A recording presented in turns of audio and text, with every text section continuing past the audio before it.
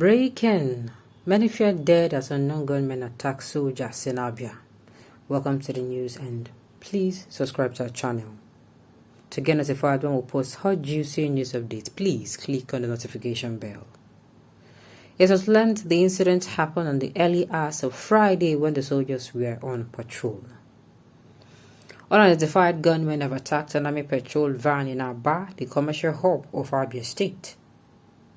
It was learned the incident happened in the early hours of Friday when the soldiers were on patrol. The attackers were said to have launched and have laid an ambush for the unsuspecting soldiers. The incident occurred at the popular Famous Junction, Osisioma local government area access on Enugu-Aba to Port Harcourt Expressway. On Wednesday, Governor ÂÇฉิ่ of Anambra State set up a committee to unravel the true cause of the armed struggle at the southeast, which has led to insecurity in the region. Membership of the committee cuts across the 5 southeastern states of Anambra, Abia, Ebonyi, Enugu, and Imo states. The committee is headed by Prof. Chidi Odinkanlo with Ambassador Bianco Ojukwu as secretary. It is termed Truth, Justice and Peace Committee. Now, I don't know why this is actually going on. It is, I don't want to believe. People who come out and say it is actually the indigenous people of Biafra. I'm going to say, how will these people go and attack these people? Anyway, what am I even saying? This past week, we heard news back to back of how gunmen suspected to be security. What am I saying? A naval officer. Well, we read the story online. An article was published where a young man who was returning from, let's say, work, he was stopped on a particular junction. I think that incident happened in Owerri. He was stopped and, they demanded for his particulars, and all that stuff they do. And after demanding, it's like what they wanted was money. You understand?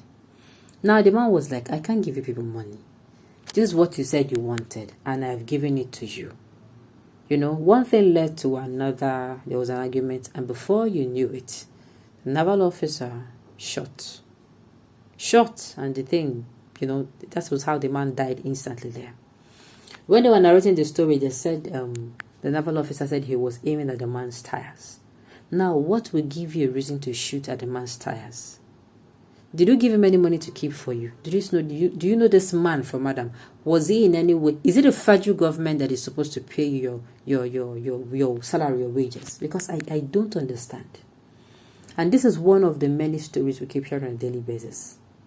One of the many stories. And you know what is hurting the most is that this incident will occur. And if, let's say, for instance, peradventure, you want to start investigation, the government wants to start an investigation on this particular story I just told you, more residents will die. Like, they are crying that somebody died. The government will come and make that thing worse. The point is, were they killed in their barracks? What are the soldiers doing on the streets? They should have respected the seat at home. Are you serious right now? Are you serious? Okay. I know and believe that nothing happens to the clothes of your known holy men. Look, no matter how funny this sounds, it is not funny. No matter how funny it sounds, it is not funny. Why do you still call them unknown after they're already known? Are they not the members of Sit at Home? This life is a chain reaction. Woe betide me if I ever condemn unknown gunmen killing soldiers. Life not turn by turn. When those soldiers were busy killing innocent, armless protesters, so they never imagined it to get to this point. We are too senseless in this country to the extent that we don't predict tomorrow. How can you be killing innocent youth and think they will not rise up one day? We are watching. That is exactly what I'm saying. A particular man, I think he's a member of the Senate, he came out and said he is actually that no matter how Nigerians attack, they should not resort to self-defense. Because somebody in the house, in the same house of representative, came out and said, you know what, these people should be allowed to carry arms so that they can defend themselves. I was saying no, even no matter the the insecurity in the region or the deteriorating state of a country should not be permitted. And I'm saying, Oga, you cannot be a wizard. You can't.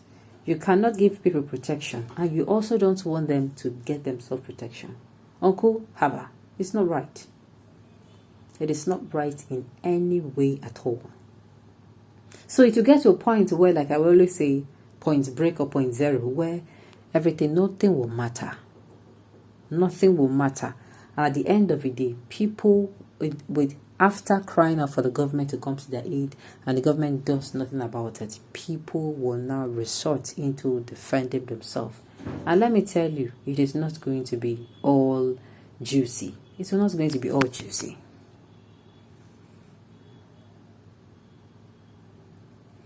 We, the entire Igbo community, in clear terms, condemn this and unwarranted attacks. We are Igbos, and this is not who we are. We're not terrorists. If you want to find terrorists, you know where to look. This life safe. Who will believe police and soldiers will be running from unknown gunmen with gun? Everyone should just respect the sit at home. Okay, are you trying to say that they were actually killed? But of course, they will sit at home. Oh yeah, on Friday on Friday was the day where Mazen Kano was going to, or he was actually in court. And you know, these people, they said, okay, on Mondays there's no sit at home, the iPod people. But any days where, he came, who will be coming to court, they are going to be sitting at home. And that was what happened yesterday. Biafra attacking Nigerian soldiers. The blood of innocent Nigerians killed by Biafra supporters will not allow Biafra to succeed.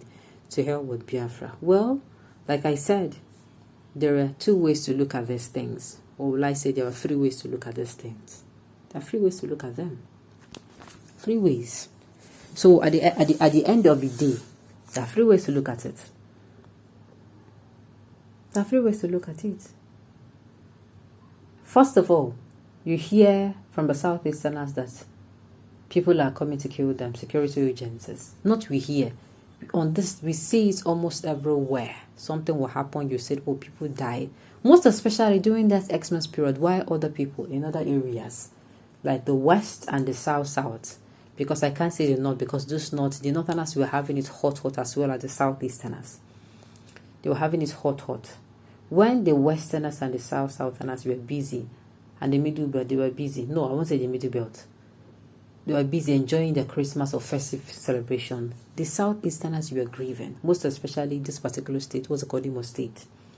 Killings were going on. I mean, house-to-house genocide. They will always come out to say the Nigerian army, that they came in the middle of the night and they were kidnapping people, calling them the Biafra supporters, taking all of them. Some, they were killed. In that incident, they killed pregnant women, they killed women, they killed men, they killed children. My dear. So that is why whenever we hear things like this, though I'm not in support of violence, I'm not supporting violence, two wrongs does not make it right. But all I'm saying is,